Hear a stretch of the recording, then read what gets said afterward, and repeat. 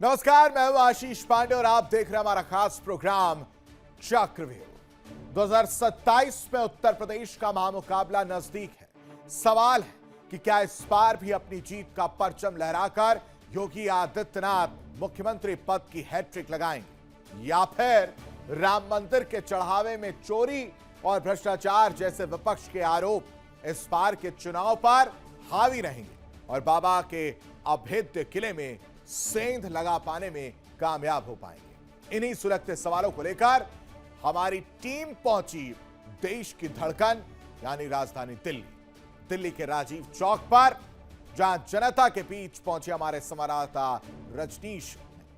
हर दिन देश के कोने कोने से लाखों लोग यहां पर आते हैं, उनसे बातचीत की, जाना कि उत्तर प्रदेश की सियासत पर लोग क्या सोचते हैं, मुख्यमंत्री योगी आदित्यनाथ को लेकर उनकी क्या राय, जो यूपी से ताल्लुक रखते हैं या फिर वहां के माहौल पर पैनी नजर रखते हैं।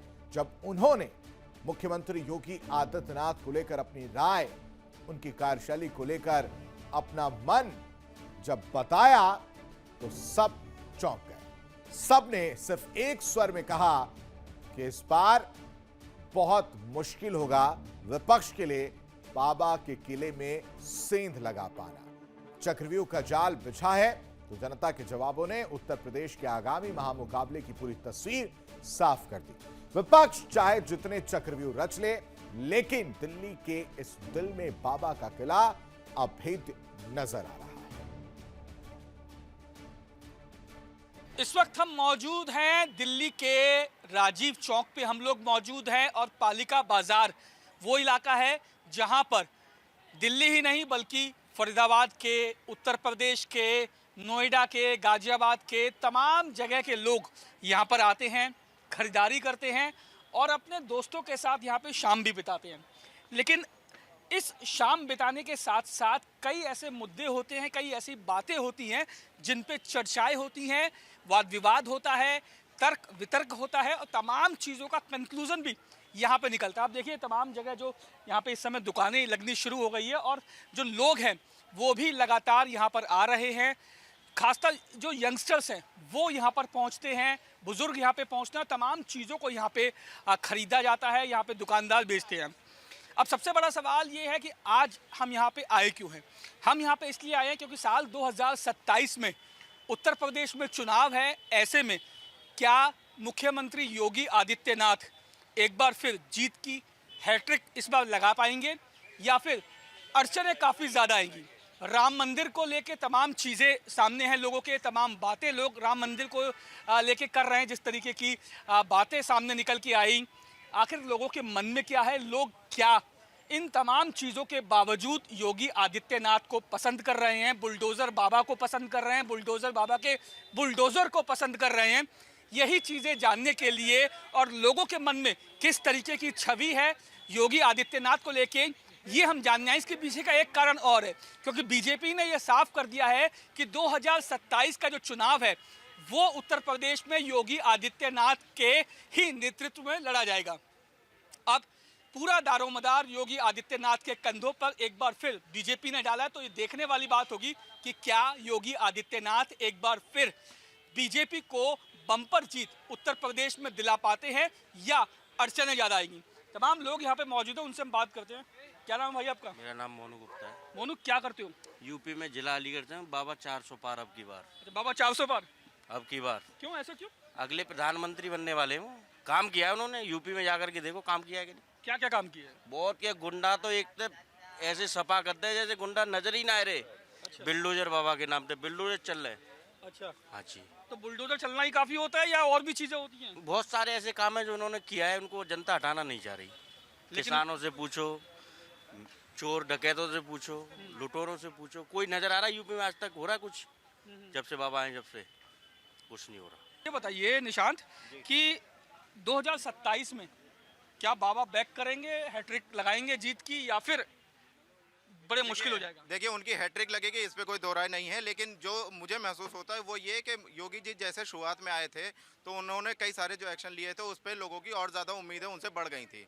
लेकिन अब धीरे धीरे अगर वो उस चीज़ को और कम करते जाएंगे तो उस चीज़ से पब्लिक कहीं ना कहीं उसके मन में खटास आती है। कौन सी चीज़ों से? जैसे मान लीजिए जब वो आए तो उन्होंने कहा कि हमने 300 स्लॉटर हाउस बंद कर दिए, हमने गाय भैंस काटना बंद कर दिया, हमने ये जो भी ये रेप के आरोपी हैं या कोई है तो उनके हमने मकान गिराने शुरू कर दिए, उस पर कब्जा कर लिया, या कोई भी अब आतंकवादी या फिर कोई भी भूमाफिया है या मतलब उपद्रवी किस्म का आदमी है, क्रिमिनल जो भी क्रिमिनल है, तो हम उसके ऊपर एक्शन ले रहे हैं। लेकिन अब अगर वही चीज़ हम देख रहे हैं तो उस पर कहीं ना कहीं और ज़्यादा रोकथाम सी दिखाई दे रही है।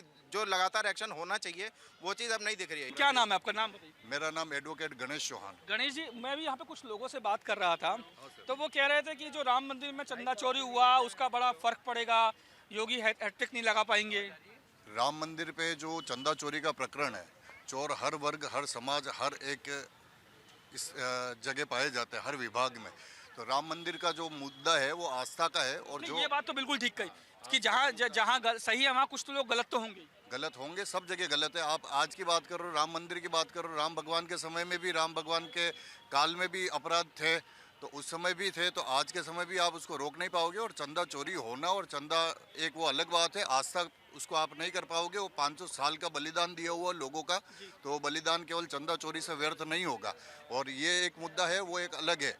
इस मुद्दे को आप उस वोट की राजनीति से या किसी से भी नहीं जोड़ सकते। आस्था आस्था है, इससे कोई प्रभावित क्या नहीं मतलब आस्था के बल पे ही जीता जाएगा, बाकी कोई नहीं? आस्था के बल पे नहीं। योगी का काम भी तो है ना, यूपी आज पूरा यूपी मॉडल सब जगह पूरे देश में है, इंटरनेशनल लेवल पे उसकी चर्चा है। राम मंदिर का मुद्दा छुपा गए भाई। राम मंदिर का मुद्दा, राम मंदिर में जो चंदा चोरी हुआ उस मुद्दे को आप छुपा गए। जी देखिए, मैं ब्राह्मण इंसान हूँ, मैं तिवारी हूँ, और मैं छिपा नहीं रहा हूँ मुद्दा, लेकिन वो मुद्दा ऐसा है कि लेकिन जिक्र भी नहीं किया उस मुद्दे को वो बोला नहीं जा सकता ना, क्योंकि उसमें गलती है भाई, सरकार की तरफ से गलती तो हुई है उसमें। भाई जो ट्रस्टी है उन पे लोगों का भरोसा है। आप एक बात बताइए कि आम लोगों का कितना चंदा जाता होगा?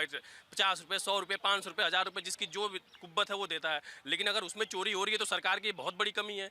और देखिए, योगी जी से मुझे ये उम्मीद तो बिल्कुल भी नहीं रहेगी, क्योंकि इसमें योगी जी की अकेले ही गलती नहीं है। योगी जी तो मट के इंसान है यार, उनको क्या चाहिए? वो योगी हैं, संत है, उनको इस सबसे क्या लेना था। लेकिन जो लोगों पे उन्होंने भरोसा करके उस चीज की जिम्मेदारी उनको दी थी, उन्होंने उस जिम्मेदारी को सही से नहीं निभाया। क्या यही कारण है कि राम मंदिर के चंदे में जो चोरी का मामला है और जो लोग लगातार पकड़े जा रहे हैं उन पर कार्रवाई हो रही है, क्या इन्हीं सब चीज़ों को देखते हुए, या योगी जी की इसमें कोई गलती नहीं है, योगी जी इसमें जो है वो उनको पता नहीं था, जैसे ही पता लगा कार्रवाई हुई, क्या यही कारण था कि बीजेपी ने एक बार फिर ये कहा है कि उत्तर प्रदेश का 2027 का जो चुनाव है वो योगी जी के नेतृत्व में ही लड़ा जाएगा?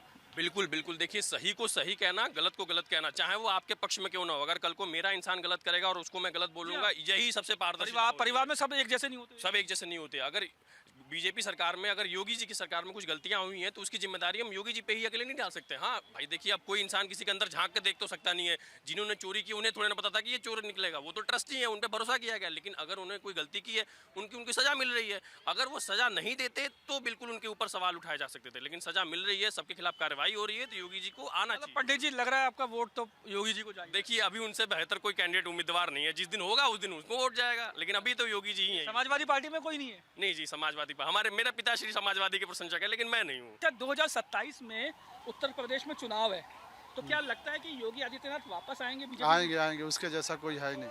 क्यों, ऐसा क्यों लगता है? ऐसा क्यों लगता है? उनका क्या सब लोग कह रहे हैं इसीलिए अच्छा लग रहा है? नहीं, सब लोग कह रहे हैं इसलिए अच्छा नहीं है। हम लोग देख रहे हैं ना, उनके चले जाओ तो जितना गुंडा राज था, रोड, सड़क, बिजली, पानी, मतलब काम एक बहुत। बिहार का इंसान और उत्तर प्रदेश के मुख्यमंत्री की बड़ाई कर रहा है। ये कोई जरूरी नहीं होता सर कि बिहार का ही हो चाहे इंसान का, आखिर तो अपने देश का ही है ना सर। तमाम ऐसे लोग मिले हमें जिनसे पूछा गया, सवाल किया गया कि योगी आदित्यनाथ क्या 2027 में एक बार फिर उत्तर प्रदेश में अपनी सरकार बना पाएंगे या नहीं बना पाएंगे, क्या मुद्दे रहेंगे। राम मंदिर में जो मुद्दा, राम मंदिर के चढ़ावे में चोरी का जो मुद्दा था, क्या वो चुनाव में मुद्दा बनेगा? क्या उसका असर योगी आदित्यनाथ की छवि पे या फिर उत्तर प्रदेश के चुनावों पर पड़ेगा या नहीं पड़ेगा? तमाम ऐसी चीज़ों थी जिनको लेके हमने तमाम लोगों से बात की, बहुत लोगों से हम लोगों ने बात की और बहुत चीज़ें हुई।